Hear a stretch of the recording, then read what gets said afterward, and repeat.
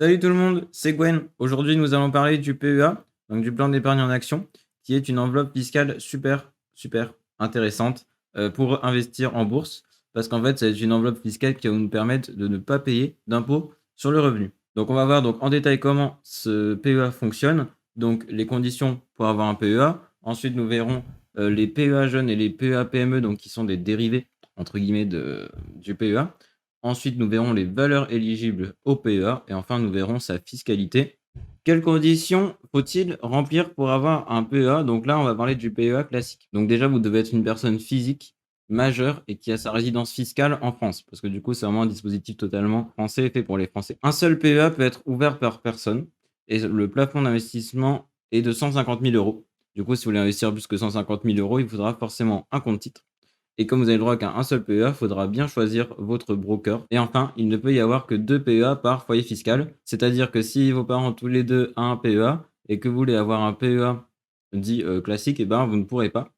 Parce que du coup, c'est limité à 2. Par contre, vous pourrez avoir un PEA jeune. Donc là, on va y venir tout de suite. Depuis 2019, vous pouvez ouvrir un PEA jeune. Donc c'est fait exprès pour les jeunes qui sont majeurs et qui sont rattachés au foyer fiscal de leurs parents pour qu'ils puissent ouvrir un PEA si jamais les parents ont déjà ouvert tous les deux, par exemple. La seule spécificité, c'est qu'en fait, le plafond d'investissement, il sera limité à 20 000 euros cette fois, au lieu de 150 000. Quand vous serez donc libre et que vous ne serez plus dans le foyer fiscal de vos parents ou voilà, de votre famille, le PEA jeune se transformera automatiquement en PEA classique et vous aurez donc 150 000 euros d'investissement. Du coup, c'est juste que faudra attendre, mais au bout d'un moment, ce sera comme un vrai PEA, il n'y aura pas de souci. Donc du coup, c'est destiné aux jeunes de 18 à 21 ans et ça peut aller jusqu'à 25 ans si vous faites des longues études. Tout à l'heure, je vous ai parlé du PEA PME et en fait, ça va être un deuxième PEA que vous allez pouvoir ouvrir en complément du premier. Ce PEA PME, il aura donc 75 000 euros en plafond d'investissement et pareil, ce sera des valeurs donc assez précises parce que du coup, c'est pour les PME, donc petites et moyennes entreprises.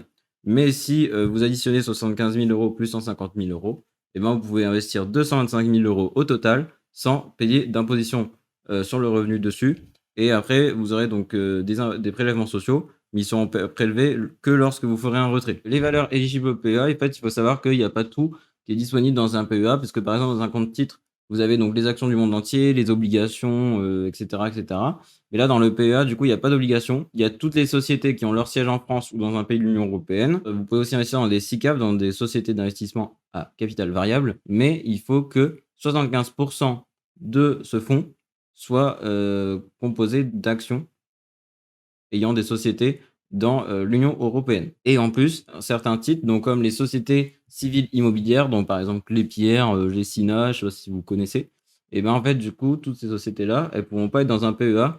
Il faudra obligatoirement les prendre dans un compte titre, même si elles sont françaises, etc. C'est une petite exception. Pour les PEA PME, il y a aussi d'autres critères qui entrent en compte, qui sont les suivants.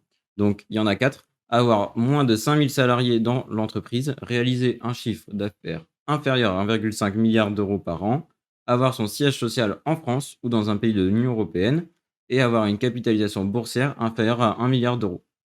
Si un des 4 critères n'est pas respecté, et ben du coup, ce sera plus dans le PEA PME et vous ne pourrez pas acheter cette action d'une société PME ou alors ça veut dire qu'elle est trop grosse et que du coup elle rentre dans le PEA classique. Enfin, nous allons voir du coup la fiscalité du PEA. Alors en fait, on pourrait dire qu'il y en a deux. Il y a celle avant 5 ans et celle après 5 ans.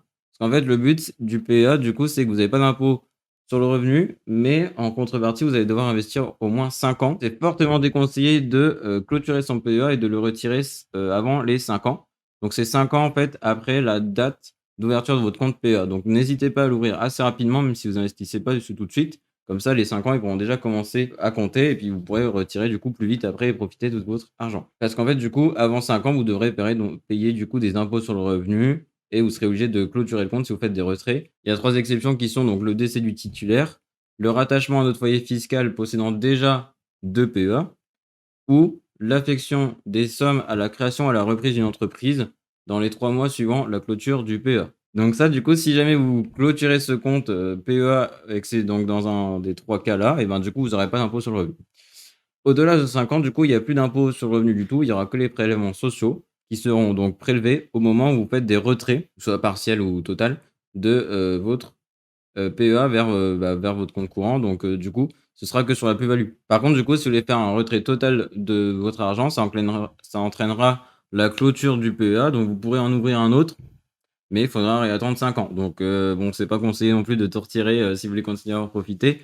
N'hésitez pas à laisser un tout petit peu, au pire, si vous avez vraiment besoin de tout votre argent. Rebonsoir, j'étais en train de faire le montage quand je me suis rendu compte que la fin de la vidéo avait sauté. Donc je vous la retourne rapidement quelques heures après. Donc, dernière chose que je voulais vous dire, c'est qu'en fait on peut transformer le capital de votre PEA en rente viagère. Et du coup, en fait, vous aurez que les prélèvements sociaux à payer, donc qui sont à hauteur de 17,2%. Merci à tous d'avoir regardé la vidéo jusqu'au bout. J'espère qu'elle vous aura été utile et que je vous ai convaincu d'ouvrir un PEA. On se dit à très bientôt pour une prochaine vidéo. Portez-vous bien. Salut!